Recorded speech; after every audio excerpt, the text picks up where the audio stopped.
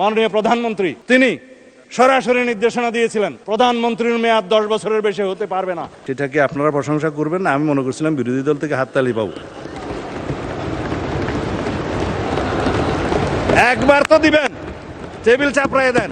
জেনে শুনেও তিনি বলেছেন নো, 10 বছরের বেশি কোনো প্রধানমন্ত্রীর মেয়াদ হতে পারবে না, যত মেয়াদেই হোক যতবারই হোক সংবিধান সংশোধন করেন।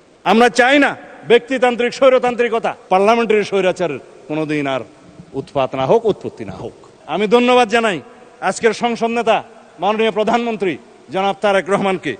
তিনি সরাসরি নির্দেশনা দিয়েছিলেন প্রধানমন্ত্রীর মেয়াদ 10 বছরের বেশি হতে পারবে না।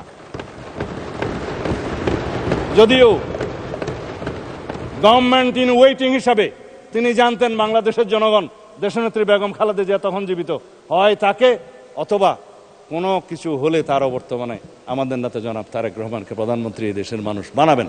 জেনে শুনেও তিনি বলেছেন নো, 10 বছরের বেশি কোনো প্রধানমন্ত্রীর মেয়াদ হতে পারবে না, যত মেয়াদেই হোক যতবারই হোক সংবিধান সংশোধন করেন।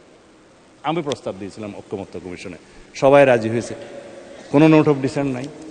কেননা আমরা চাই না ব্যক্তিতান্ত্রিক স্বৈরতান্ত্রিকতা, দলতান্ত্রিক স্বৈরতান্ত্রিকতা, এখন আয়কতান্ত্রিক রাষ্ট্র ব্যবস্থা বা একদলীয় রাষ্ট্র ব্যবস্থার এবং পার্লামেন্টারি স্বৈরাচারের কোনোদিন আর উৎপাত না হোক, উৎপত্তি না হোক। এখানেই শেষ। সেটাকে আপনারা প্রশংসা করবেন না, আমি মনে করছিলাম বিরোধী দল থেকে হাততালি পাবো। একবার তো দিবেন, টেবিল চাপড়ায় দেন।